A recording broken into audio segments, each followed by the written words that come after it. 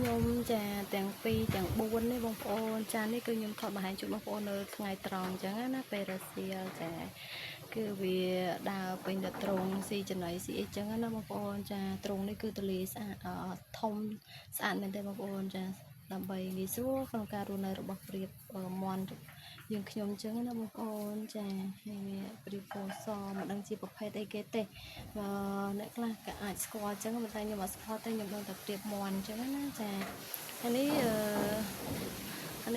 បើតាមខ្ញុំនេះលើគេនិយាយដូចជាប្រភេទមន់ព្រាបមន់ធម្មតាដែរបងប្អូនណាចាក្តៅបងប្អូនអើយអញ្ចឹងហើយគឺវារត់ទៅទុំលើទៅធ្នើអីចឹងណាបងប្អូនចាចំណុចអាពីរនេះគឺដើរលេងនៅក្នុងត្រង់ចា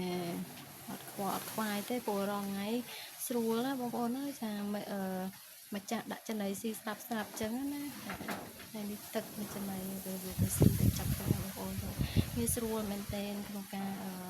ចិញ្ចឹមព្រាបមាន់នេះគាត់តែមានចំណីចាដូចជាចំណីមាន់ហ្នឹងហើយពោតអីហ្នឹងមកបើសិនជាបងប្អូនចង់បន្ថែមដូចជាស្រូវឬក៏អីគេផ្សេងទៀតចឹងអាចបន្ថែមបានចឹងណាបងប្អូនចាចំពោះខ្ញុំគឺខ្ញុំដាក់តែពីរមុខហ្នឹងទេចា